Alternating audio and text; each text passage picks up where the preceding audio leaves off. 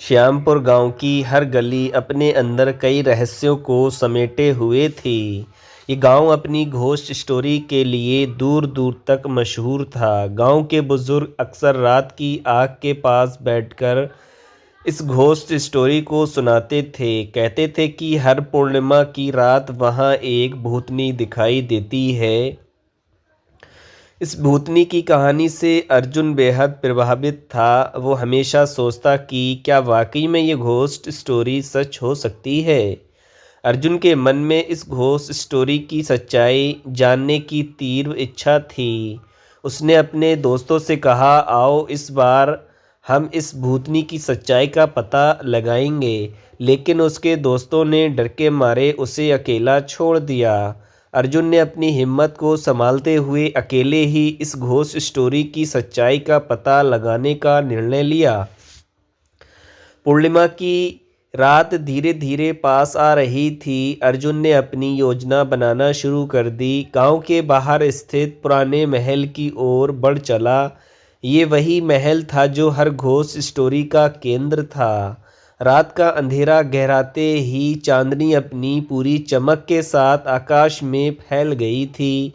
अर्जुन के कदमों की आहट सुनाई दे रही थी, जैसे वो किसी घोस्ट स्टोरी का हिस्सा बन चुका हो।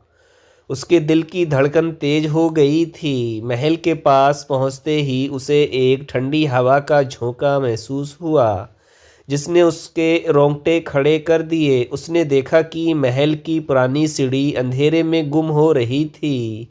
अर्जुन ने हिम्मत जुटाकर सीढ़ियां चढ़नी शुरू की। इस घोस्ट स्टोरी की यादें उसके मन में घूम रही थीं। अचानक उसे किसी के रोने की आवाज़ सुनाई दी। वो आवाज़ इतनी दर्द भरी थी कि अर्जुन का कलेजा कांप उठा।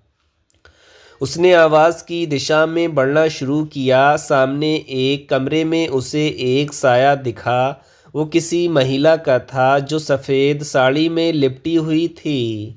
अर्जुन ने हिम्मत करके पूछा, तुम कौन हो? ये वही क्षण था जब अर्जुन इस घोस्ट स्टोरी की हकीकत के सामने खड़ा था। वो साया धीरे धीरे उसकी ओर बढ़ा और एक ठंडी आवाज़ में कहा, मैं इस महल की रानी थी। मेरे साथ विश्वासघात किया गया और मुझे इस दुनिया से विदा कर दिया गया, लेकिन मेरी आत्मा को शांति नहीं मिली है। अर्जुन ने उस आत्मा की मदद करने का निर्णय लिया। उसने पूछा कि वो कैसे उसकी मदद कर सकता है। इस घोस्ट स्टोरी का रहस्य अब उसके सामने खुलने वाला था।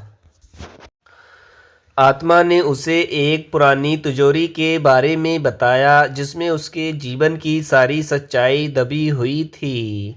अर्जुन ने अपनी पूरी ताकत लगाकर उस तिजोरी को ढूंढा और खोला।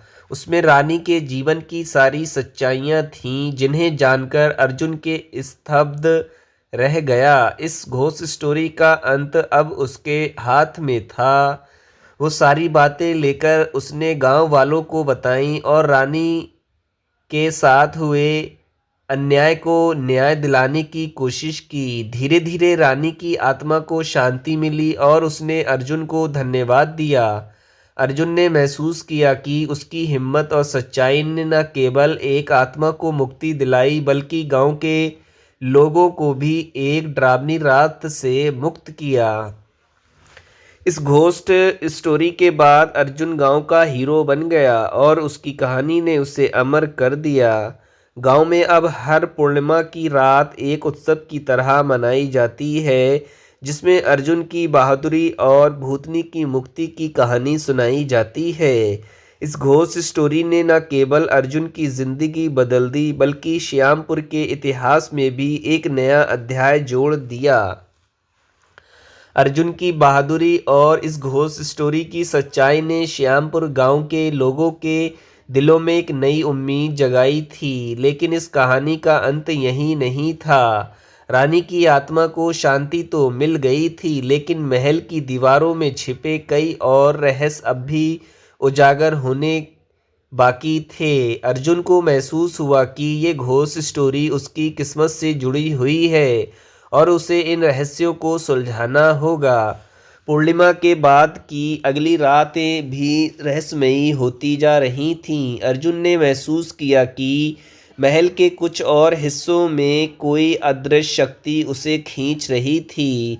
एक रात उसने फिर से महल जाने का निर्णय लिया। इस बार उसने गांव के कुछ और जिज्ञासु युवकों को अपने साथ चलने के लिए मना लिया। महल में प्रवेश करते ही अर्जुन और उसके साथी एक नए कमरे की ओर बढ़े। ये कमरा पहले से बंद था और अर्जुन को यकीन था कि यहाँ भी कोई घोस्ट स्टोरी छिपी हुई है। कमरे के अंदर एक पुराना चित्र लटका हुआ था जिसमें एक आदमी और महिला को दिखाया गया था। अर्जुन ने गौर से देखा और पाया कि ये वही रानी थी जिसकी आत्मा को उसने शांति दी थी, लेकिन उस आदमी का चेहरा उसकी समझ से बाहर था। चित्र के पीछे एक गुप्त दरवाज़ा था। दरवाजे को खोलते ही अर्जुन और उसके दोस्तों ने देखा कि वहाँ एक गुप्त सुरंग थी। सुरंग के अंदर बहुत सी पुरानी चीज़ें पड़ी थीं, जिनमें कुछ पुराने ग्रंथ और दस्तावेज शामिल थे। इन दस्तावेजों में उस आदमी की कहानी थी जो रानी का विश्वास पात्र था और जिसे बाद में धोखा देने का आरोप लगा।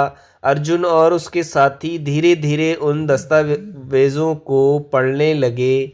उन्हें पता चला कि रानी के साथ जो विश्वासघात हुआ था उसका कारण ये आदमी नहीं था, बल्कि ये तो एक और बड़ी कंस्पिरेसी थी जिसे महल के कुछ अन्य लोगों ने रची थी।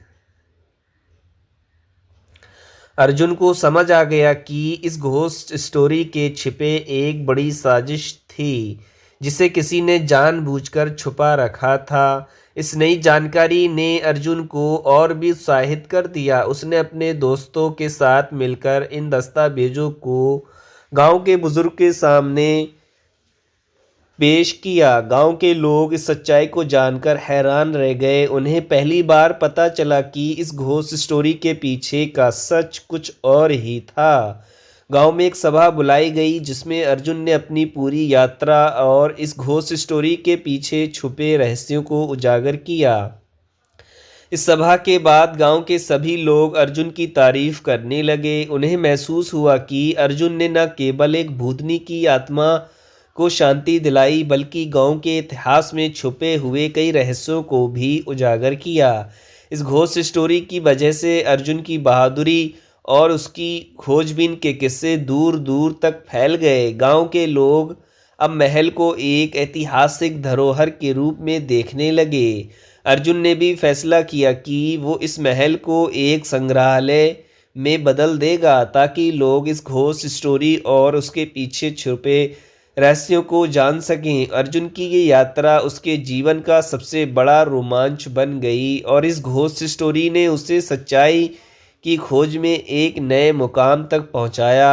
गांव के लोग आज भी अर्जुन की इस बहादुरी की कहानी सुनाते हैं और ये घोस्ट स्टोरी अब श्यामपुर की एक अमूल्य धरोहर बन